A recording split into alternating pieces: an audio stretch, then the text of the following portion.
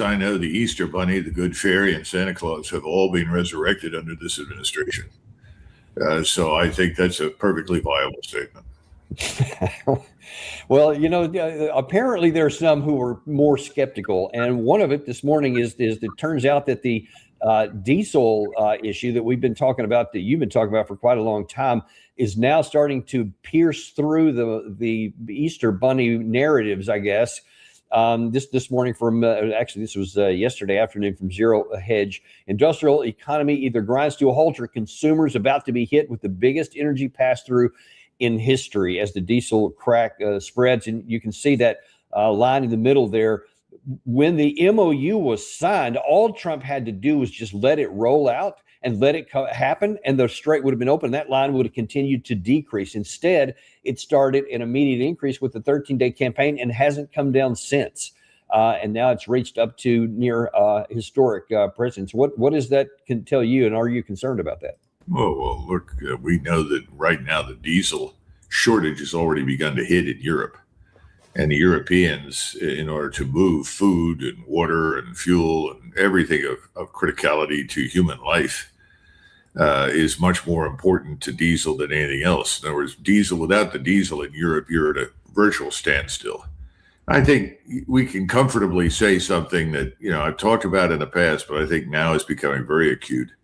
I think we're on the verge of an explosion in Europe, particularly in Germany, to a lesser extent, Austria and Northern Italy, certainly in France and Great Britain. No diesel means serious state of emergency. And, again, what's astonishing to me is that only now people are beginning to finally wake up to the fact that in addition to diesel and jet fuel, and jet fuel, of course, is going through the roof, and we continue to try and suppress that price with whatever we have in stock. The truth is that 40% of your sulfur comes out of the Middle East. And sulfur is critical to a whole range of mining operations, refining, and all of this is going to come down like a ton of rocks on Europe first and on us as well. And I don't know how the Trump administration is going to weather it. I mean, suddenly the stipendiums that are being paid to everybody in the House and in the Senate by the Israeli and their Jewish Zionist agents in the United States may not turn out to be enough to ensure that they do not wake up and suddenly demand change. And look, I mean, that wake up is going to come here by force, again, piercing through the nonsense and the noise. And look, I think we have to be honest about acknowledging this in all seriousness. When Trump puts out stuff like this is his true social. This isn't somebody else putting it out. This is him himself putting this out. And when you hear him talk about this, that's where it gets even more concerning, which he did yesterday from the Oval Office. Well, I just think it's a great idea. Yeah, I mean, we control it. We control it with the blockade. We have a blockade. We control it with the blockade. And I like the idea of declaring it a territory. Why might you do that? We have total control over the strait. Now, they can be a nuisance. They can put a mine in the water, and people don't like having mines hit their billion-dollar ships, et cetera. But we're taking out millions of barrels of oil a week. If you look at the kind of numbers that the strait is open. And the oil prices are coming down, and they will continue to come down unless we decide to do something far more drastic than we're doing. Iran is in big trouble. Okay, first of all, the oil price actually is not coming down. And this week, it's actually been going up. And we'll see how far it goes because he's really good at manipulating the paper price of that oil. But as you say, it's starting to actually impinge on economic activity across the range here. But he seems to think, yeah, it's no problem. I think it's a great deal. I'll just take it and declare it. This is our territory. But of course, that means nothing. It literally means nothing here. And the Iranian side, which we're going to get to in a second, has different views on that. But if that's his belief, Doug, what does that tell you about the prospect that this can get resolved in any way in the near-term future without more military affairs? Well, distinguishing delusional statements and thinking from belief is difficult. I don't know how much he actually believes and how much he says because he wants it to be true, and he thinks that miraculously between the time he says it and some point in the future it could be made real. I mean, I just don't know. I think the world, if you look at Trump as a radio, I think the world, most of it, has largely turned him off. No one pays that much attention to anything he says. A friend of mine just came back from upstate New York, where he's from, and he spent a lot of time up there, Utica and north, all the way up to the Canadian border, traveling around, seeing friends. And he said no one up there is even remotely interested in anything in the Iranian conflict. He said most of them don't pay much attention to it, but they are paying attention to the rises in fuel prices, the changes in the price of food.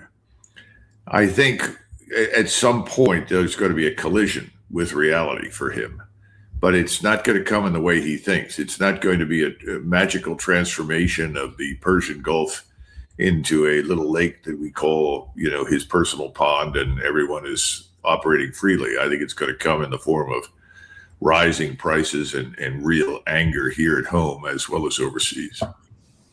Now, you mentioned real anger. Also related to this is some information coming out here in about the last 24 hours or so, where the Iranian side has said that they have been working with the Omani side on coming up with a new map, I guess, of how the flows will go out. They say that's distinct from whether there's going to be tolls or not, or getting it reopened, but it's like you're going to say, here's where the traffic will go. We have been putting a lot of pressure on Oman and to not have anything to do with the Iranian side, not to make any kind of an agreement, et cetera. And so much so that yesterday President Trump said, "I will bomb the S out of Oman if they don't get out of the way or so." What do you make of his public claim about actually bombing one of our friends in the region?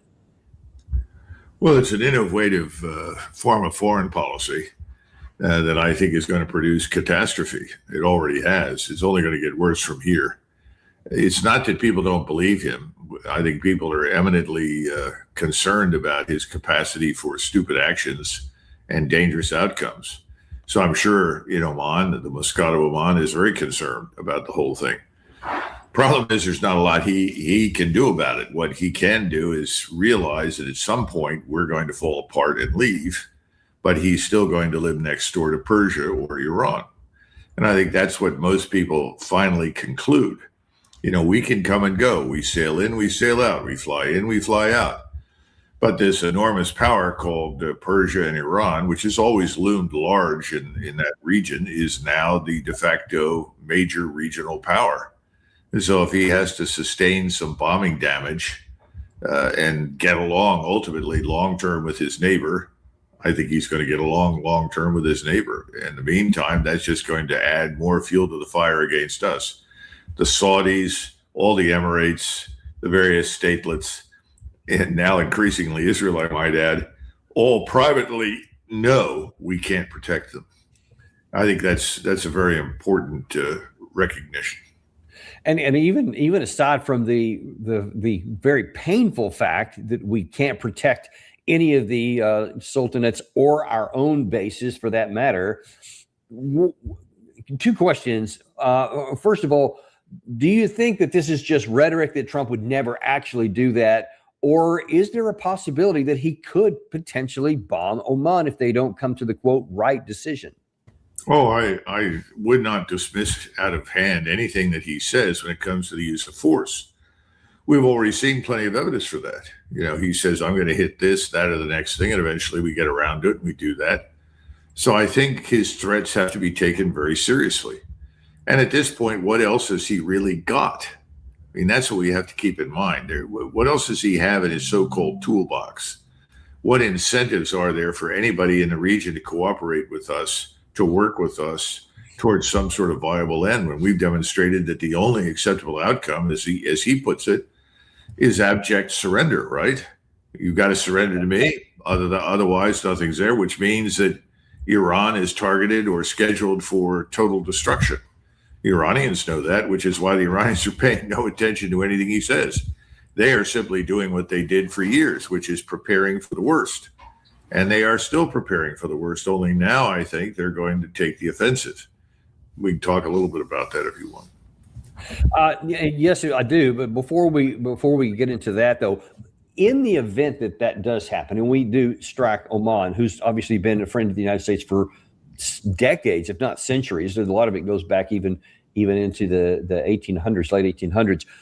What would that do to our relationship with the other Gulf Arab nations? I mean, with Kuwait, with UAE, with Qatar, with Saudi Arabia. If they see that we're willing to bomb them when they don't do what they're told, what would that do to their relationship? Would that cause them to fall more in line, or would that cause them to actually also want to rupture our relationship? Well, if we look at Saudi Arabia, I think they've already figured it out. And the Saudis know that there's no long-term future based on any kind of friendship. And, this business of talking about friends and enemies, but people fail to understand, and a large part of this is because of Trump. Trump talks about everything as though it's a personal matter for him. Oh, I am friends with Mohammed bin Salman. I am good friends with so-and-so. And I have a great relationship with so. All that's crap. It's all irrelevant, has never meant anything, never will mean anything. What counts are interests. And right now, the Saudi interest is probably to cut a new arrangement with other powers that can offer it what we cannot. Now, who are they? Well, you're looking at the Turks and the Pakistanis, two Sunni Muslim powers. Neither of those powers have much in the way of oil, and both of them are a little cash poor. What does Saudi Arabia have? It's got cash and a lot of oil. So I think the Saudis are already demonstrating conclusively that as far as they're concerned, we are not a reliable partner. I also think that they're taking a lot of heat for having essentially played the poodle for Israel. And that's over. The UAE is taking its own position on all of these things, and they're shipping cash and gold to Iran to persuade the Iranians to leave them alone and not destroy what they own.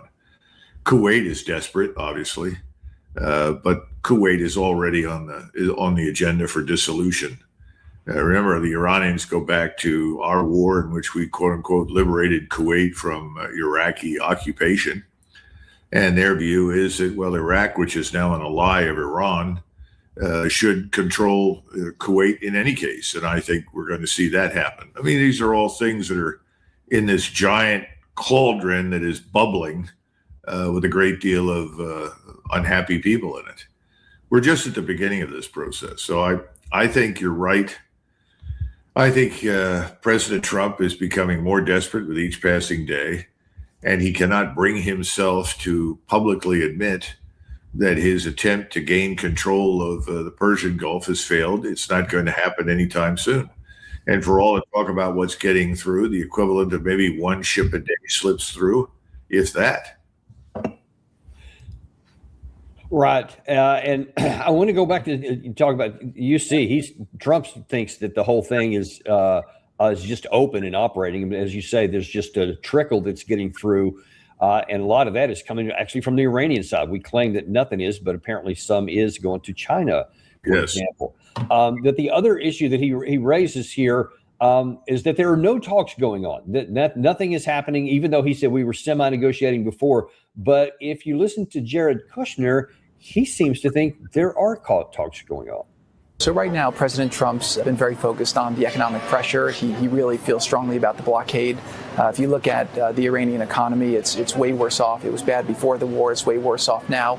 But President Trump's been very clear on why he took the actions he took, which is he believes that Iran cannot have a nuclear weapon. And if Iran is willing to, finish the deal that they've been discussing with us to give up their ability to create a nuclear weapon, then obviously he's willing to make a deal that could be great for the Iranian people, and he's it's something he would be open to. But right now, they're not showing any interest in doing something that makes sense for us. Yeah, something that makes sense for us. Yeah, no kidding. We had a deal, Doug, which is called the Memorandum of Understanding, that was supposed to lead to an end of war negotiations on all kinds of fronts, and we blew that up within days of signing it. So whether we're talking to them, whether we're not, whether there's intermediaries, there is nothing, there's no reason, there's no logic that they would ever agree to anything now. So if that's the case, then why are we even bothering to have this fiction that we're talking to anybody? And if we're not going to go back to a war to solve this, which we can't because we don't have the assets or the defensive, they have the defensive capability to resist it. Where is this going as far as Trump is concerned? Well, I think it's very important to listen to Jared Kushner. Jared Kushner is kind of a double agent. On the one hand, he is Mr. Netanyahu's personal liaison with President Trump and effectively the United States government. So whatever he says should be taken seriously because you're listening to the preferences, in fact, I would argue the demands of Mr. Netanyahu.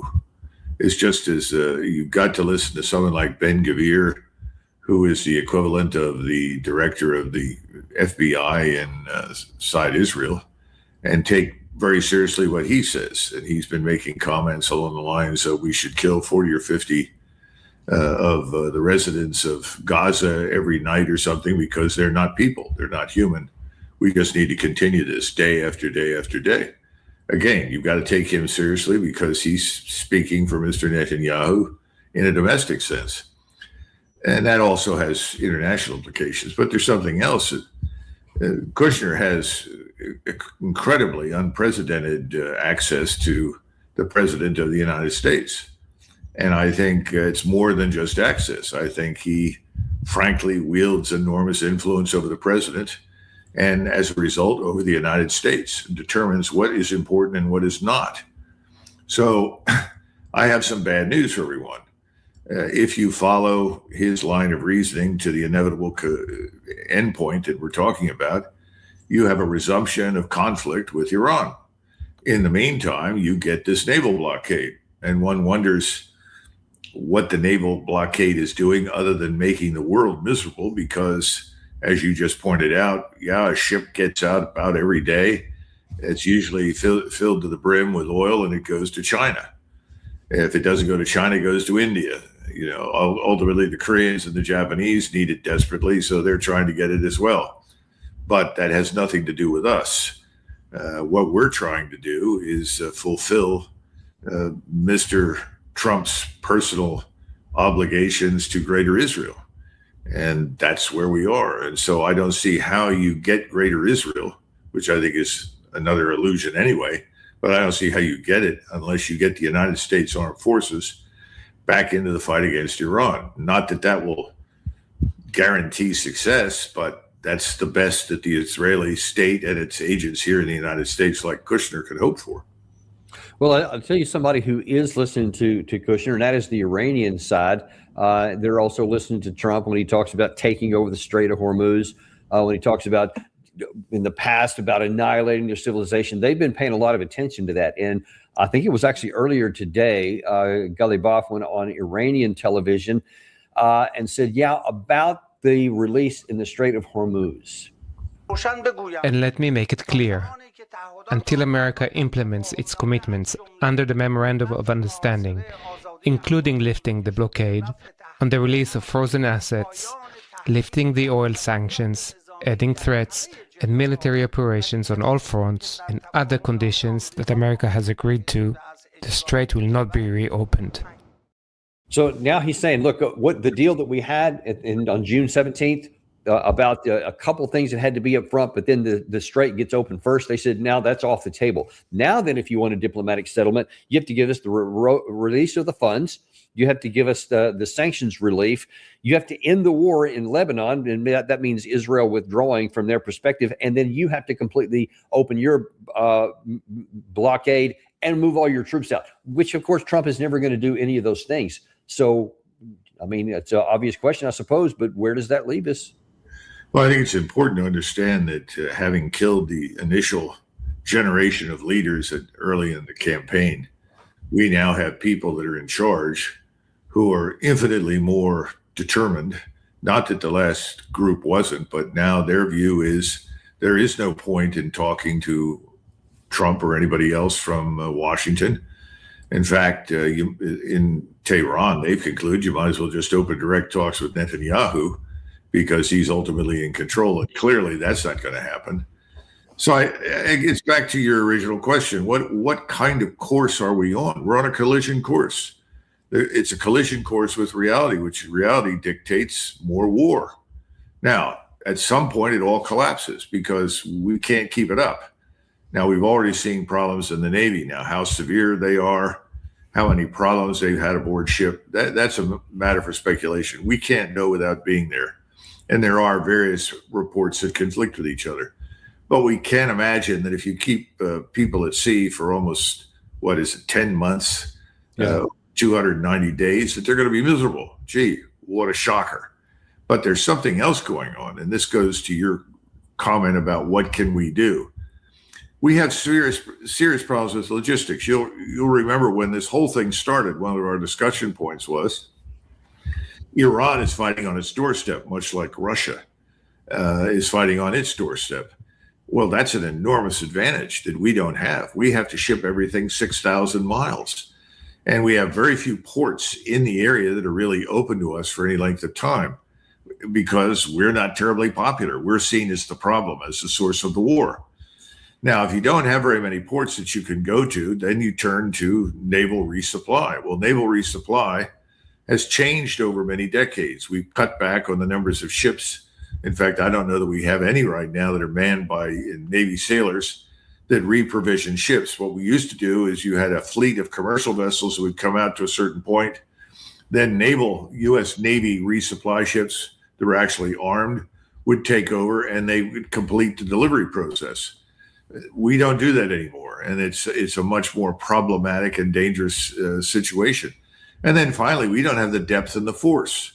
When we operated back in the 60s, 70s, 80s, even in the early 90s, we still had well over 300, 400 ships. Not anymore. We have, I think the latest count was 189 ships in the active or regular Navy. I don't know what we have beyond that in terms of support, but it's a shadow of what it once was. So we're in a very difficult position. Otherwise, there would not be this tremendous emphasis right now behind the scenes on preparing every B-52, every B-1, every B-2 for operations against Iran, because they can fly these vast distances.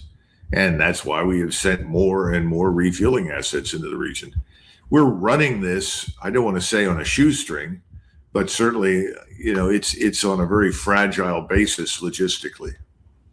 And even on top of the logistics, the question comes in, what can you do? And I'm going to get into some of the statements that have been coming out just in some Western media and other statements that have been coming out of Tehran, which indicate that we're about to find out what we can do militarily.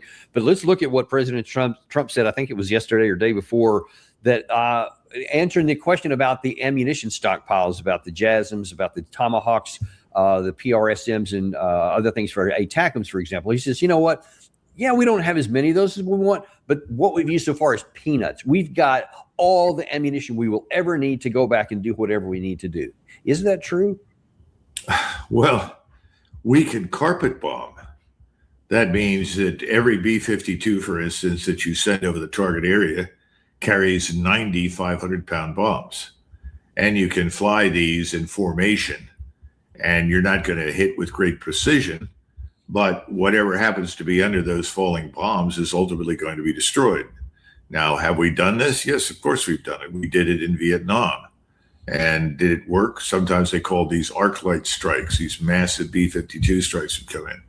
We got started down that road during the Second World War, and in Normandy, for days, we flew over a very small area, hundreds of aircraft with thousands and tons of these bombs that opened up the German defensive line long enough for us to get through it in great numbers. What are we going to do with that in Iran? About the only thing that you can do with any certainty is hit cities. So now you're back to doing what we did to the Germans and to the Japanese. I don't know very many people who are completely convinced that that won the war. Certainly didn't win the war against Germany, but it certainly paved the road for the advance of the Soviet armies into Central Europe. That it did. When you go to Japan, we certainly killed large numbers of people, but we think in retrospect the submarine offensive, which isolated the Japanese home islands, was reducing everybody to feeding on rats. So I'm not a big advocate for going in and carpet bombing Iranian cities thinking that that's going to help. I don't think it will. So then you go to the next step. Well, if that's not the answer, why don't we do the Elbridge-Colby thing? Elbridge Colby's been running around Washington for some time now. In addition to preaching war against China, he also likes to talk about tactical nuclear weapons. And we've talked about this before. My view is I agree with Colin Powell when he was chairman of the Joint Chiefs. It said, oh, yes, if we use a couple of tactical nuclear weapons, this is back in the 90s. Oh, I'm sure the Soviets will look at this. Oh, well, that's just a small nuke. We don't need to become too excited over that. And of course, his point was obvious. What are you, stupid? If you use a tactical nuclear weapon, the incentive exists for the opposing side to use everything they can. Now, I don't know what the Iranians have. I have no idea. But this also then raises the question, depending upon how much damage you do, does this then precipitate something everybody's been talking about, which is the August 1914 scenario, where suddenly China and Russia both enter into the fray? That could happen. I hope not. I don't think they want to. I don't see any evidence that that's their preference. But I don't think they're going to stand by and allow us to completely obliterate or incinerate Iran. So I wish I had a better answer for you, but that's the best I can do. Well, and unfortunately, that's going to have to, that well may be about to move from the hypothetical theoretical realm into the, no, you have to make a decision here pretty quick. Let me just show you a couple of things that have been in the news here yesterday. I believe this was Reuters is reporting that Iran threatens new offensive while U.S. rules out extending ceasefire deal. Iran will shift to a fully offensive military posture because efforts to negotiate a permanent end to the war with the U.S. have stalled. A senior Iranian official told Reuters on Monday, as Washington has ruled out extending a temporary ceasefire. So right now, the MOU, even the MOU itself, the period has expired. Well, this was also yesterday from the Hormuz letter. They're claiming that, according to their sources, Iran is going to give, or has already given the U.S. an ultimatum of 3 to 4 weeks to meet all of its demands, which will severely escalate in the Strait of Hormuz, which is in the things you see written down there. That's what Ghalibaf said today. So that gives some credence to that. Then we also have this from the Wall Street Journal. I think this was also yesterday. Said that after President signed the memorandum of understanding with Iran in mid-June, administration officials fanned out to build support for an agreement they hoped would reopen the Strait of Hormuz and wind down the road. But Iran's hardline leaders huddled in Tehran came up with a different plan. According to Iranian and Arab officials, in their view, the pact was likely just an attempt by the U.S. and Israel to take pressure off the global economy at the moment and buy time for a bigger attack planned down the road. Instead of putting faith in talks, they took the past 2 months to prepare for a bigger fight, they being Iran in that case. So they're saying, hey, I think the MOU was just an attempt to get some oil out, to relieve the pressure on the price of oil, and then build up for a bigger strike. So they believe, and I have confirmed this through one source that I have in Tehran, that is what they believe. And the implication being they well may start the next round, not wait to be hit. What do you think? This goes back to the earlier point that we were making about the people that are in charge in Tehran. These are people who are radically different from the people who were in charge just 90 or 180 days ago. They harbor no illusions, and they see a lot of evidence that we continue to move weapons and equipment and supplies into the region. They see a carrier leaves and they see another carrier shows up. So what are they supposed to conclude? They're concluding exactly what you described. So the next question is, if they're going to move to an offensive posture, what does that look like? Well, one thing they've made abundantly clear is that they're quite prepared to destroy all of the oil infrastructure along with the various desalination plants on the western side of the Persian Gulf. That would be catastrophic. That would be the end of Saudi Arabia and, frankly, most of the population that lives there. I think we said there were 40 to 60 million people, somewhere like that, from Iraq all the way down to the UAE's border with Oman. Now, that doesn't appear to be the case any longer. I don't know what the actual numbers are now, but a large number of people have very wisely left the region. So I guess in that sense, it would be fewer human losses, but still, that's one thing they can do. The other question, and we can't answer this very easily, is how far can they reach out and touch us at sea? Now, the U.S. Navy and the people running it have an understanding of those limitations, and they've been cautious. They've moved their assets much further away from shore than they have in a long time. We can't afford to lose these big capital ships. They cannot be easily replaced. We just went through the discussion of you've got less than 189 ships now, and of that number, what is it, a third or more are actually committed to this operation in the Persian Gulf and the Indian Ocean. We don't have 300 or 400 ships anymore, so we're unlikely to take very many risks in that regard. But can the Iranians have an impact? Can they reach out and touch us? I think we saw in one of the attacks that was aimed at Diego Garcia that they've been working on that capability. So I don't think that's an impossibility. And I guess you could reach out beyond the Middle East. There are other areas where we could be struck and hit and harmed and hurt. I don't think they'll come to the continental United States, but given the state of affairs down in Mexico and the chaos down there, that's always been our strategic soft underbelly. Wouldn't be very difficult. Organized crime and terrorism go hand in hand. They could do things in Mexico that could harm us in the Southwest. We don't know. And I don't have access to any of the sensitive intelligence that would give us a real glimpse of that. You know, President Trump often says, you know, we have literally unlimited amounts of ammunition, et cetera, to face this. We also like to be the ones that initiate everything. We decide when something's going to happen. We decide how big it's going to happen, et cetera. But what happens if Iran decides to take the initiative and then now we have to react? We had this from Vice President Vance a couple of days ago talking about the tools that he says that we have. Do the tools he mentions here, are they sufficient to react to something if the Iranian side takes the next move? The Iranians sometimes make commitments that they don't honor. They make a deal, they don't honor the deal. And I understand your point about the seesaw nature of this, but I think what that reflects is that we have a lot of tools at our disposal to compel action.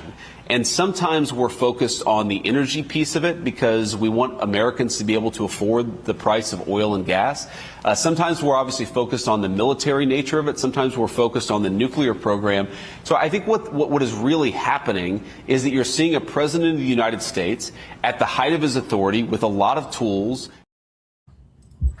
Does he have a lot of tools? I mean, what tools do we have to react to that kind? If Iran does what you hits that target list that you were talking about there, what tools do we have to react to that?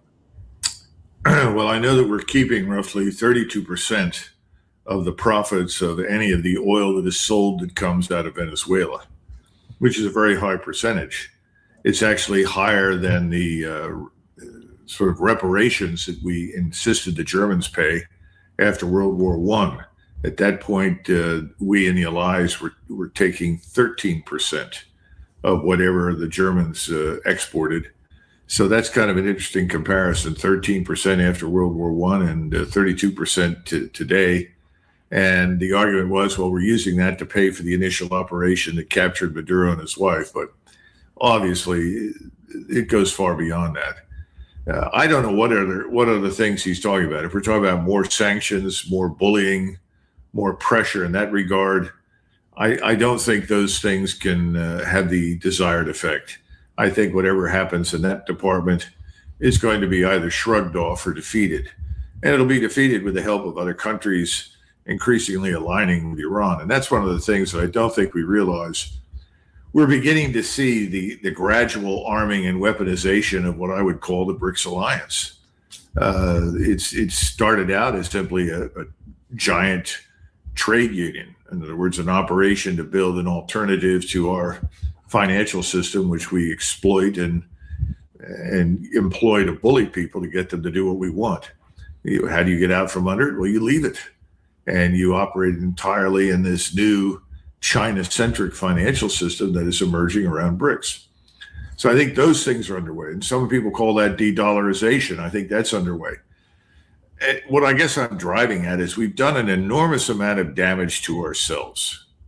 I don't see any evidence that anything we do at this point against Iran is going to be good for the United States, the American people, and our long-term strategic interests. But I don't think there is any long-term strategy.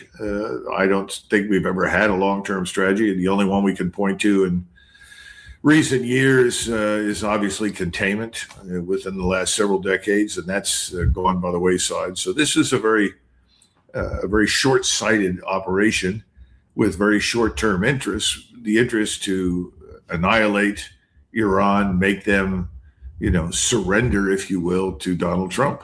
Good luck. Don't think Okay, it's so let me ask you a hard question here. Again, if Iran does take the initiative here, and if they start a sequence that spawns a response by the United States kinetic, and then that they take that as a I guess taking the gloves off, and they hit all those targets you mentioned, which is going to, I don't think it can have any effect other than have a catastrophic economic impact, major recession, possibly depression on the United States, which is going to cause us a great deal of problems throughout the world. What is the possibility or the implications, maybe even a better way to put it, for Iran to calculate, hey, listen, we can start a next round here that will definitely have a response, and they'll hit our oil infrastructure, they'll hit our energy, and it'll be very, very painful and a long time to fix.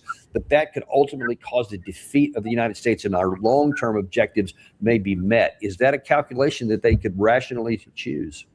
I think it is. And I think that you're talking about damage done to the Persian Gulf region and its infrastructure that would require at least 10 years to recover.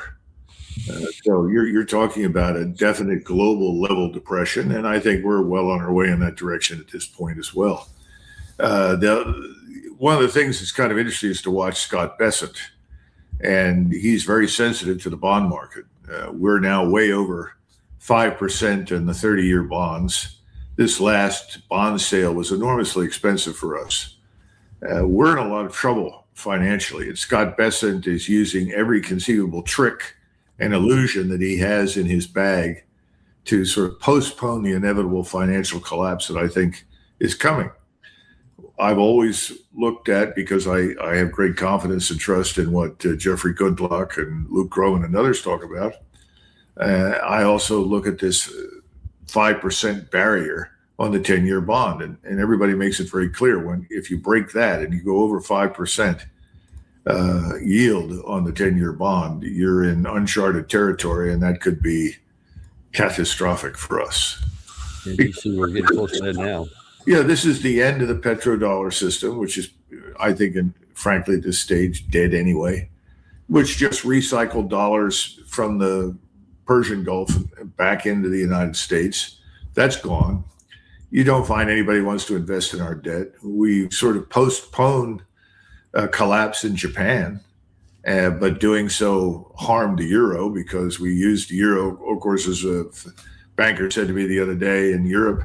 He said, "Who are we kidding? The euro and the dollar are the same thing. It's all dollars." I said, "Oh, okay." I think we're in a very fragile set of conditions right now financially. So let me ask you this: I guess I don't know which one breaks first, Dan. Does it break here at home financially first, or does it blow up in the Gulf and then break here financially? I don't know.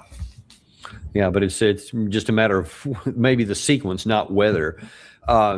In the event that happens, let's just kind of put this in the context of the world that we're heading into. So by all accounts, there's going to be a bloodbath come November. We're now less than 90 days out to that. And the likelihood is that the next Congress that seats on January 3rd of next year is going to be overwhelmingly Democratic. It's possible even the Senate could go blue as well.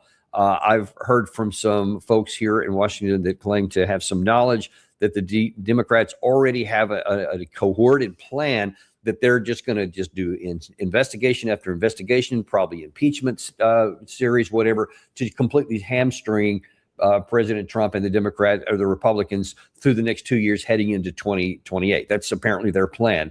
So when you have this political dysfunction, which is going to just keep President Trump on the defensive the whole time, at the same time that we have, if this goes back into kinetic and we have a severe economic strain on us, what concerns do you have about the viability and the stability of the United States domestically? It cost the Jewish Zionist power structure in the United States an estimated $37 million to expel Thomas Massie from office. Now, what will it cost them to retain control of enough of the House and the Senate to prevent Donald Trump's removal from office? I don't know. But if it costs $37 million to expel just one member, and they have a lot of money. I mean, there are pots of money that they have been accumulating out there, and I'm talking about the Zionist Jewish power structure involving hundreds of millions of dollars that could be applied with the goal of preventing Donald Trump from being removed so that they can retain control of the United States government. Now, they've already got it at this point because we know that 80% of the House and the Senate is effectively paid by the lobby to do what it wants. So that's a fact. You just run through, look at the amounts of money that go in there. And it's amazing. Sometimes it's a lot of money and sometimes it's not that much. But members are so greedy for money and so desperate for money to stay in office that they'll do almost anything to keep it. So I guess my assumption is that this election is probably not going to go well for Trump in particular. But the real issue is, what about this lobby? Can it retain control? That, I think it has a shot at doing so. I wouldn't write it off yet. Now, of course, that could change if the financial system crashes between now and November, and that's not an impossibility. I mean, if you listen to Ray Dalio and others, they'll say it could very easily happen. So I don't know. I don't have a crystal ball. Can't know with precision when this sort of thing happens, but that could. Now, when you talk about domestic tranquility, remember we have over 50 million people inside the United States right now who are not born here. How many of those are illegal? How many of those are legal? I don't know what the exact breakdown is, but normally the numbers that you get from the federal government, depending on the administration, are lies. They're not true. So I think we have tens of millions of illegals in the country. What will most of them do? And I think it depends. It also depends on people that hold U.S. citizenship, but frankly, they're only nominally Americans. I mean, they sort of sit there and say, I'm an American. Okay. What makes you an American? Well, I have citizenship. Well, popcorn, candy, citizenship, take your pick. It's not that difficult to acquire, frankly. Not for anybody with any kind of money or influence. It's tougher for somebody without any. And a lot of people have worked very hard to get that citizenship, which is one of the reasons they're angry about illegal immigration. But my point is, we don't know how lots of groups will react. Some groups can go back to where they came from, at least until things here calm down. Other groups have nothing to go back to.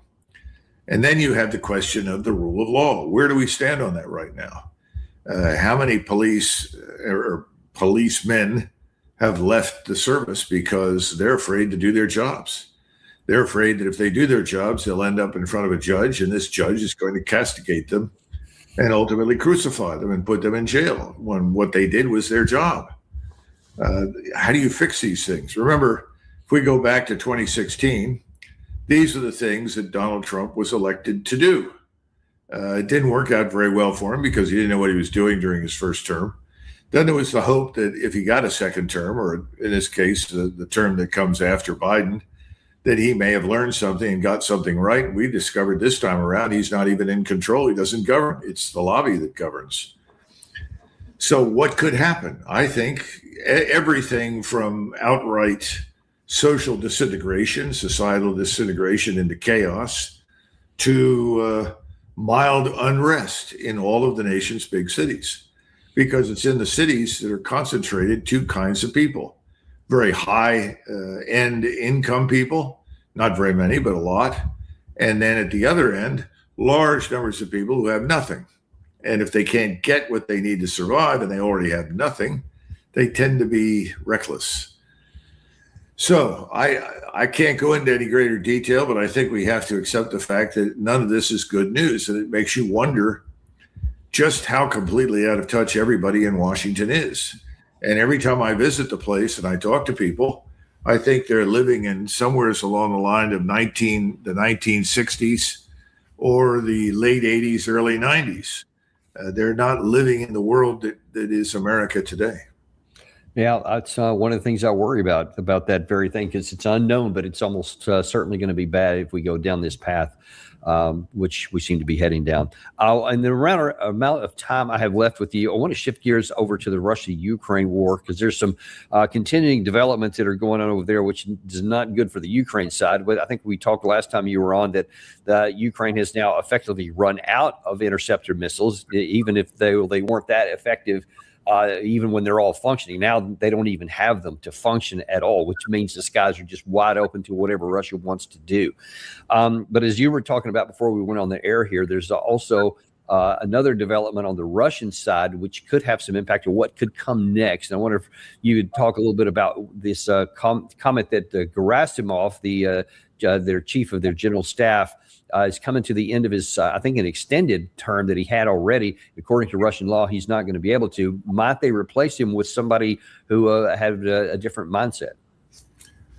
Well, before we leave completely the war zone, we need to understand that very recently the Ukrainians successfully launched an estimated 800 unmanned systems, drones, that had been supplied by the British. The British incorporated new engines that gave them greater range, also a little bit more speed, making them harder to shoot down. So you're talking about essentially cruise missiles that fly about 20 feet above the treetops. They fly very fast. They came in great numbers. They struck targets in Moscow as well as Volgograd. I've forgotten the third city, but the point is they did a lot of damage. Now, is this damage going to stop Russia in its tracks? No. Is it going to make life harder for the average Russian? Not really. But it was a very disturbing event, because you're talking about large numbers of these weapons penetrating air defenses simply because the radars couldn't pick them up. And when they did pick them up, it was too late. They had already passed. But remember, these things came largely from Great Britain. And this goes back to the other issue that we discussed a few weeks ago, which is how much longer do the Russians wait before they take action directly against the British and other states in NATO that are actively supplying this stuff to the Ukrainians. Remember, this is not going to change the outcome of the war. Ukraine is losing. It's going to continue to lose. It'll be devastated. In fact, more and more of us looking at this, and the few people left in Ukraine, less than half of what were there at the beginning, I wonder if there will even be a Ukraine on the map. That's another subject, but I think we have to take that into consideration. On the ground, we see dramatic advances towards Zaporizhzhia. We see the bridge at Zaporizhzhia, which is, I'm told, still structurally sound, but has been at least partially destroyed. Not that it makes a great deal of difference, because if anybody can throw bridges across the Dnieper River quickly and effectively, it's the Russians. And I think they can do that. So I don't think they're all that dependent on that bridge, though it's a very nice bridge and can hold a lot of weight. But I think what we're seeing is that the movement towards Odessa is very real, and it's begun. Odessa has been cut off.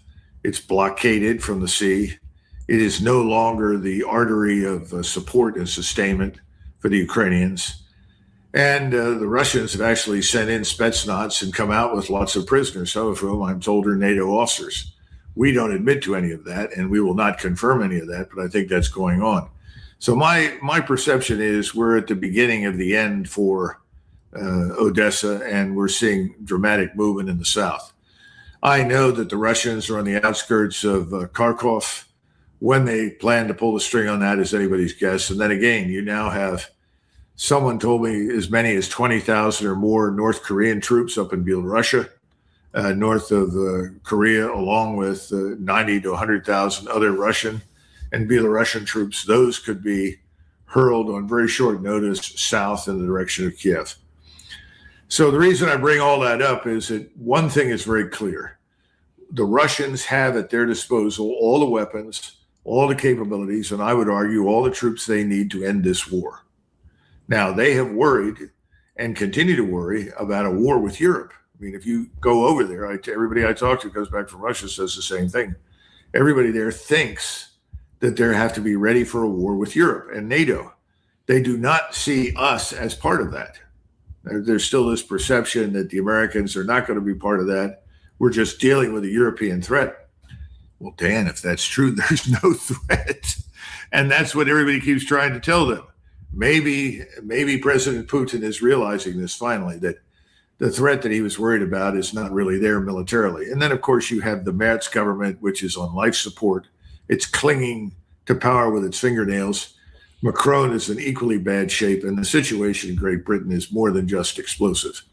And if you can get David Betts to come on and talk to you about the conditions inside Great Britain for civil unrest and open rebellion, please bring him on, because his work is arguably some of the best I've seen anywhere on the general question of what do societies do. And everyone in that part of the world has had enough with millions of young men from the North Africa and the Middle East pouring into the country, raping, pillaging, committing crimes. It's unacceptable. They want them out. And I think that if you combine that with the economic damage, it's a recipe for destruction. And so maybe figure that out. Now, to go to your last point, okay. Gerasimov was given a 5-year extension 5 years ago. Technically, he's 70. He's got to leave. Now, can President Putin say, I don't care, and ask Parliament to pass some legislation that allows him to stay longer? I suppose he could. However, there's a lot of discontent with Gerasimov. Gerasimov is seen as sort of the toad in the road, someone who has obstructed badly needed change in the conduct of operations, someone who has exercised more than just caution, but has been downright timid. There is a lot of support for someone else to take over. Now, there are no rumors, but remember we mentioned Surovikin, who came out of nowhere, out of Africa after several years, had a big meeting with President Putin, and he was decorated, and it was a harmonious love fest. And then Surovikin disappeared. Nowhere to be found. There are people hoping that he may be the mystery chief of staff that comes out of nowhere, because everybody knows he's far more aggressive and is absolutely determined to end this war as rapidly as possible. Gerasimov has also jailed at least one major general who had the audacity to stand up and contradict him and criticize his conduct of things. And Gerasimov put him in jail, and to Putin's shame, according to many people, Putin has let the man languish there. That may change. I don't know. Russia is a place where, and I think it's Jim Jatras that you've had on your show, he says to me all the time, Russia is a place where what you expect doesn't ever happen, and what you never expected does. So that should set us all up for failure as prophets. Right. Well, let's look at one of the other things you said a second ago, because it's very much related to what could be coming next. And this is this presumption, which I've also heard from a number of Russian sources, that they believe that if there is an Article 5 initiation because Russia strikes somewhere in Germany and UK, et cetera, that the U.S. will not come in, that they will talk, that they'll maybe help out some way with arms or ammunition, but that we will not go and fight Russia for Europe, because that line gets crossed in there. Is the United States, let's see if it's not just a political decision, but I mean, in light of where we are now, I mean, we're talking about the problems that we're having with our entire Navy, which you talked about at the earlier part of the show, when you're talking about the ammunition supplies and the limitations on the long-range missiles and the defensive missiles that we already have. And we can't fix that with our defense industrial base anytime in the next 5 to 6 years, probably even longer than that. Can we go into a fight with Russia? What if we did? What would happen to the U.S. Armed Forces? Oh, I think we'd be in a lot of trouble. I mean, as you and I know, for all intents and purposes, we have no army. The army is a shadow of its former self. There is no depth in it at all. As for its state of training and capability, I wouldn't want to guess. I hear very mixed reports from the people that are inside. So I just don't know. But when you look at 450,000 men, you get about 125 to 130,000 can actually fight and deploy to fight. Then when you begin to look at the support structures that are required, much of that has to be mobilized and transported to the theater. In this case, it would be Eastern Europe, and is in the reserves or the National Guard. I don't think that's going to happen. By the way, President Trump just expressed his anger with South Korea.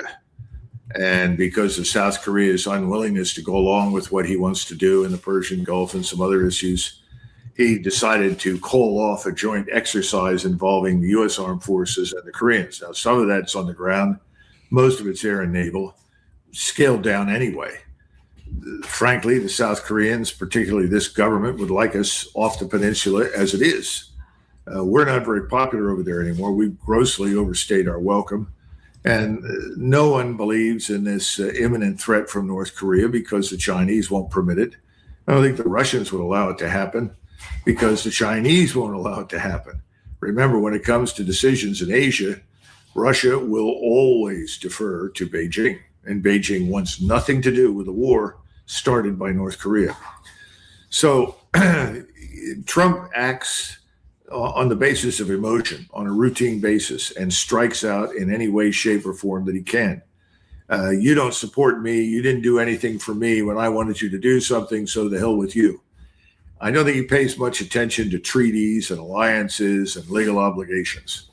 Finally, I still hold that Donald Trump will resist the employment or use of any nuclear weapon. And that's based upon what I saw of him in the past and his statements over the last several years. I don't think he'll buy into the tactical nuclear weapon. Now, I could be wrong. Again, remember, Mr. Netanyahu carries a lot more weight than anybody else, and Netanyahu could prevail upon him to do that. The other thing that's kind of interesting is that Netanyahu and Zelensky are now closer than they've ever been. And that's partially Zelensky, who's always been supportive of Netanyahu, but also his desire to make this the biggest war he can, because that's his only chance in his mind of success and survival. I think that's delusional, but I think that's on his mind. But we have to look at these wars increasingly as merging, as we talked about before. And so when you look at it from that standpoint, Dan, we can't possibly fight two at once. We're barely able to fight one. And what about even about doctrinally? I mean, obviously, you were arguing since 1997 about how we need to reorganize and reform even how we fight and what we fight with and all that. That would have been great if we had done that now. But here we basically haven't hardly made any changes since your 1997 book. And we're kind of trying to fight, I don't know, World War II or Desert Storm better than we did before, but not much changes, even with all of these things. We've tried to graft on a few more drones here and there and maybe some more missiles and some other kinds of weaponry, et cetera, but we're not wanting to change anything. Right now, as from some information that I have just recently possessed, only a handful of American tanks, for example, this is just one example, have any of these turtle cages or any of these other kinds of protection. Which means that if we suddenly had to go into an Article 5 type situation and we tried to fight Russia on the land, I mean, we would just literally just get obliterated on the field because none of our tanks that didn't have that would even have a chance of surviving. That's just one thing. We don't have the offensive drone capability or the defensive drone capability or the rapid transition capability that both the Russians and the Ukraine have. I mean, it sounds to me like we would just get our clocks cleaned if we even attempted it. Oh, I think that's a certainty. But remember, we have historically relied very heavily on air supremacy. That's another matter that has to be called into question because, 25 to 30% of all the Reaper drones that fly at 25, 30,000 feet, if necessary, have been shot down and lost over the Gulf. We've also lost aircraft. We haven't lost aircraft in very many conflicts since really the Korean War. So I think it would be catastrophically stupid to do that. But remember something else. When I reorganized the force, I also tied it to an implicit strategy that was based on the British approach before 1914. And the approach that the British had taken before 1914 is that you do not confront continental powers on their terms, because you'll lose, because you're primarily in aerospace, in those times, only maritime power. The old expression is ships a fool to fight a fort. You know, we can't do that. The British couldn't do it. And they should have learned from the Boer War that trying to move hundreds of thousands of troops over thousands of miles to fight an elusive enemy was a gross waste of time, but they did it. And after it was over, and it cost them enormous amounts of money, put them into debt, they made an alliance with the Japanese, and part of the agreement they made with the Japanese, who would pick up responsibility for British interests in the Pacific because the British could no longer maintain a Pacific fleet, was that they would provide, that is, the Japanese would provide, in the event of a war with Russia in India, 100,000 troops to fight shoulder to shoulder with 150,000 British troops to keep the Russians from attacking India. Now, what am I trying to say? In other words, there was some strategic thinking behind British behavior until 1914. In 1914, they did what we've done. They entered a war they didn't have to fight against a country that had never been their enemy, called Germany. No German soldier had fought against a British soldier since before the 7 Years' War. Just earlier than that. There was no reason, but they did. There was no reason for us to precipitate this war with Iran, but we did it. There was no reason to go into Vietnam. How many Vietnamese had paddled their way over in sampans and attacked San Francisco? Not very many. Why did we go back into Iraq? Well, we botched our opportunity in 1991 to remove Saddam and put another bunch in there. But the second time around, we went in because we wanted to change Iraq and make it Israel friendly.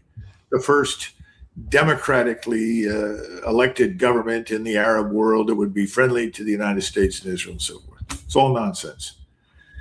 We're still involved in nonsense, trying to achieve or attain the unattainable. God forbid that we should try to go into Cuba. We went there 3 times in the early 20th century, and that worked out very badly. We actually wrote their constitution. We supervised elections 3 times, 3 invasions.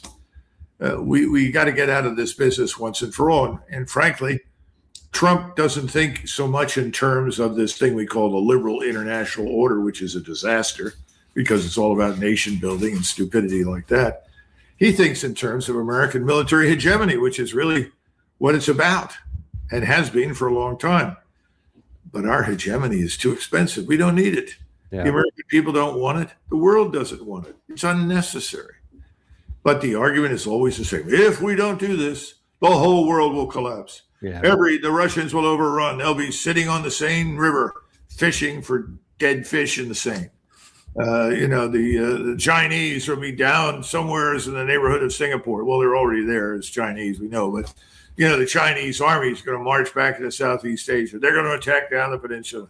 It's all crap. It needs to go away. We need to get out of this business once and for all. But this may be the straw that finally breaks the camel's back. Yeah. This thing called Iran. And I think you're right. And I don't see how he avoids another collision. And man, you've also been warning for so many years that when we got to this, I'm talking like for the last 20 years that you and I have known each other, especially. You keep saying that one of these days we're going to get into one of these wars that's going to bankrupt us, and then it's going to cause the loss of empire. And I fear we're right on the cusp of that. And I hope we don't have to prove whether you're right on that one. Well, we don't need the empire. Never did. We are an empire right here in North America, and that's where we need to focus.